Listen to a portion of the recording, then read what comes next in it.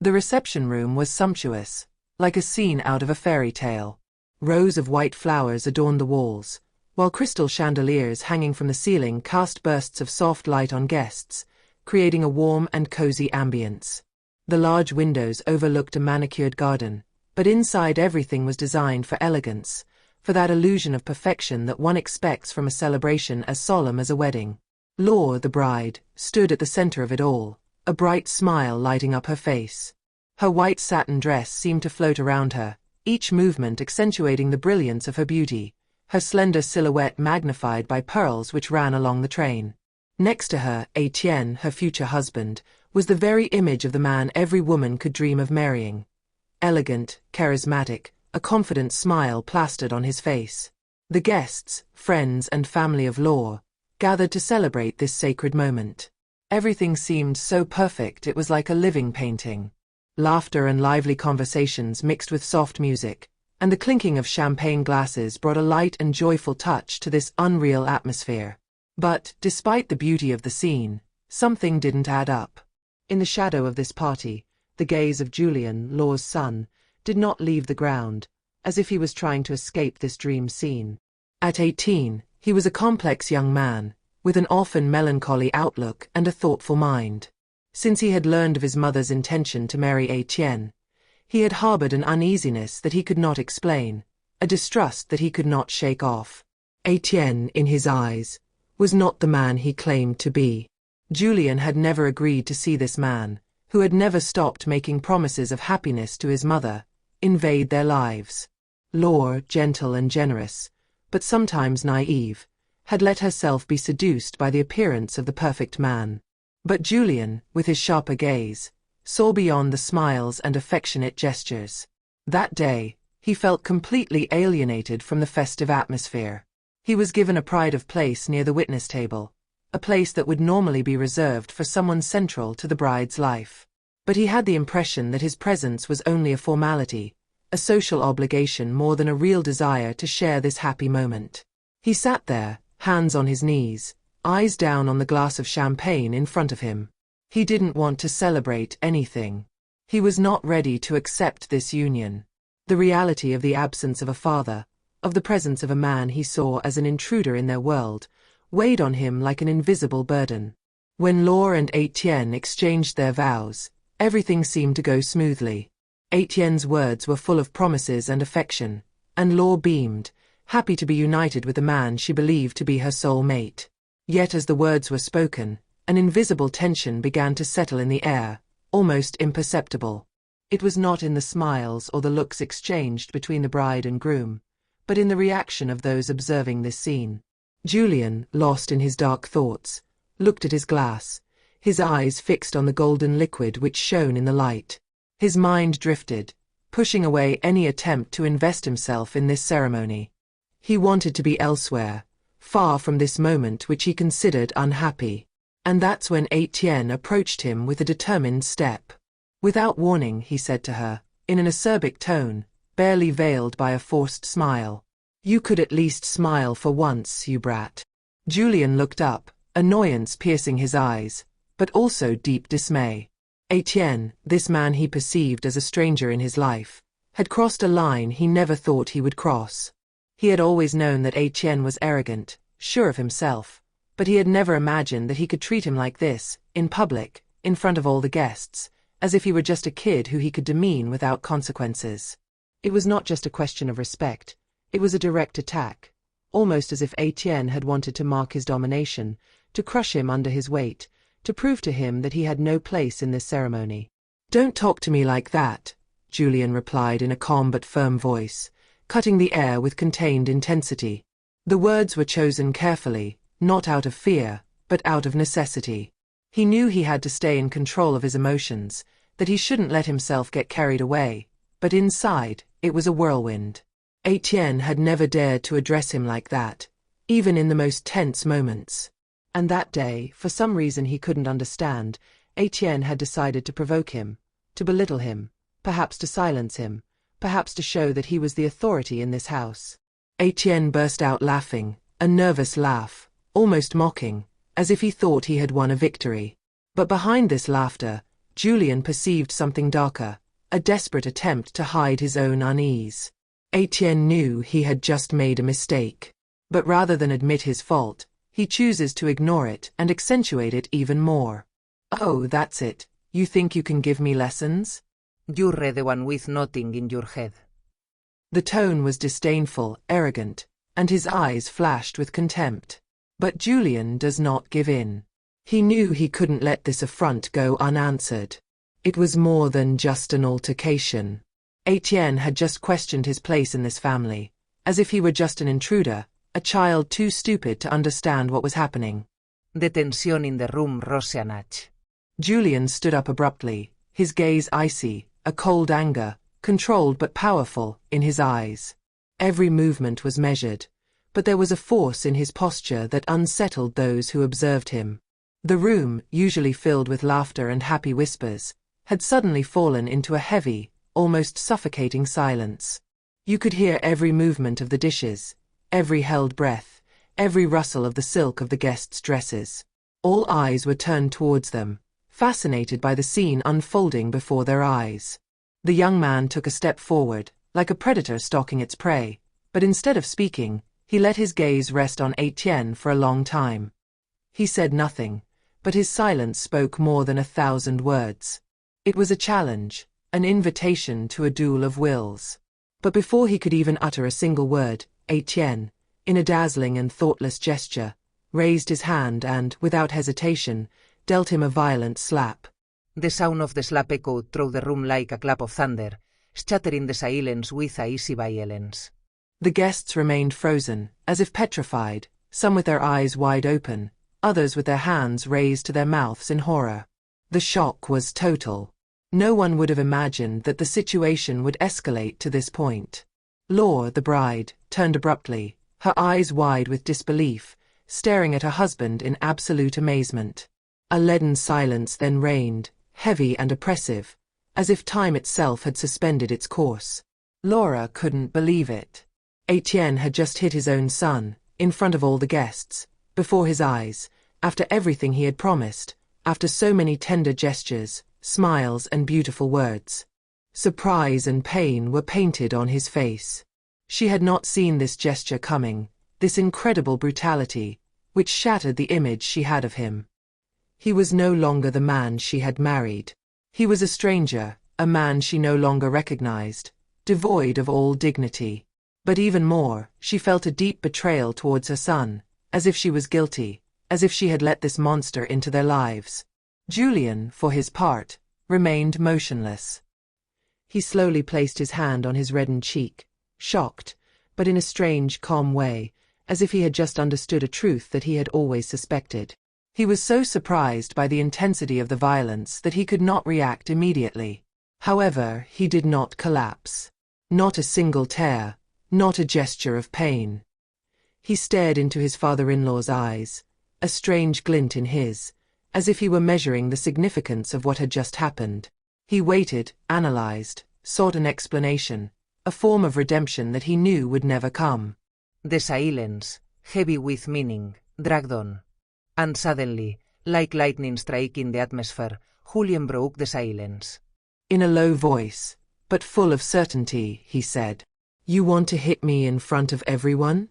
Very good, but let me tell you something, Etienne." Julian stood up, his fists clenched at his sides. He looked calm, but his eyes glowed with suppressed anger, like a volcano ready to erupt. He slowly turned his gaze towards the guests, a determined look sweeping the room.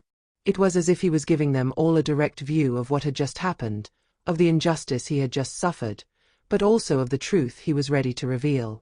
"It's not just me you're humiliating," he said, his voice ringing through the room, carrying an authority he'd never wielded before. "It's her," and he pointed accusingly at his mother. "You hit your own son, in front of the woman you claim to love. What image are you showing her today?" These words were a stab. Etienne felt his heart tighten, a pang of guilt pushing its way through his arrogance. But he didn't have time to think about this feeling. In the room, a murmur arose. A wave of shock passed through the guests, who were beginning to grasp the seriousness of the situation. The contrast between Julian's icy calm and Etienne's brutal violence only made the scene even more unbearable. Laure, who had remained frozen in a state of emotional paralysis, felt a heat rising within her, a whirlwind of contradictory feelings. Her heart was racing, torn between her love for this man who was supposed to be her future, and the burning anger she felt for the way he had just treated her son. She had always known that Etienne was complex, difficult, but she never would have believed that he would cross such a line. This gesture, violent and public, highlighted a side of Etienne that she had not wanted to see. It was a betrayal she could not ignore. She took a deep breath, her son's calm breathing new strength into her. She then turned to him, and in her eyes shone silent pride. Julian, despite everything, remained in control of his emotions. He didn't shout, he didn't attack. He had simply exposed the truth. And this truth today became his most powerful weapon. Etienne, Laure began in a low voice, but each word seemed to cut the air with icy precision. You disappointed me. There was no hesitation in his words. It was a firm statement, a certainty. And this gesture is unforgivable. Julian is my son, and I will never let him be treated this way. If you truly loved me, you would never have done this. The guests stood frozen, some murmuring among themselves, others not even daring to breathe, as if the entire room was holding its breath. The silence was heavy, oppressive, and yet it seemed that this silence, in a sense, was even heavier than the violence of the moment. Laure stood there, straight, her eyes fixed on Etienne, but her voice, calm and firm, resonated with such clarity that even those furthest from the scene could not ignore her decision. Then, in a quick and precise gesture, Laure turned to her son. She took his hand, her fingers tight around his, as if to convey to him all the courage and dignity she had within her. We're leaving now, she said in a voice that left no room for discussion. This marriage is over. Etienne, furious, could not stand the humiliation. In a burst of rage, he tried to grab Laure's arm, his expression distorted by pride and irritation. But Laure, with a sudden and controlled movement, freed herself from his grip, her posture resolute, unshakable.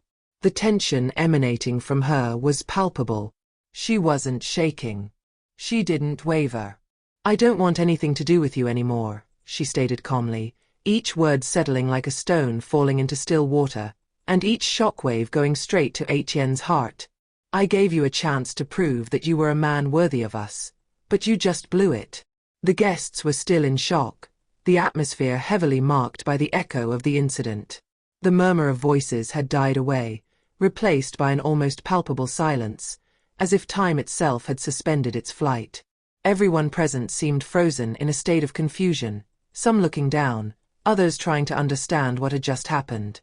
Etienne, alone in the center of the stage, was breathing heavily, his scarlet face and trembling hands betraying the anger that was boiling within him, but also the shame that he refused to admit. He was no longer the center of attention he thought he deserved that day. From now on, it was he who was looked at, judged and excluded. Laure, with Julian and a few close family members, had withdrawn, their silhouettes silhouetted in the subdued light of the hall. Their footsteps echoed through the great hall, a stark contrast to the silent hysteria unfolding behind them. Each movement of Laure, each step she took towards the exit, was an act of liberation. With one gesture, she had not only ended the ceremony, but also a time in her life that she now knew was toxic. She left, not angry, but with a newfound dignity, with the assurance that the decision she had just made was one she should have made a long time ago.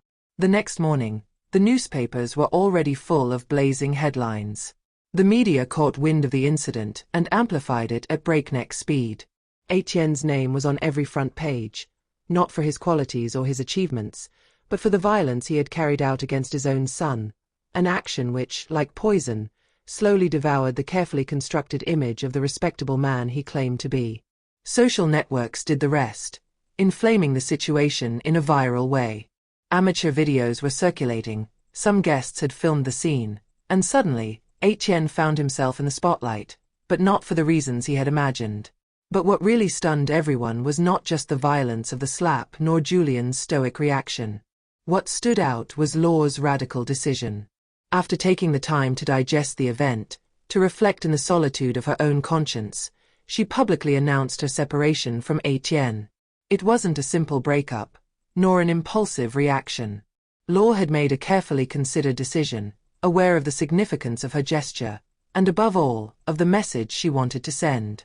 This message was not just a response to violence, but an affirmation of herself, of her own dignity.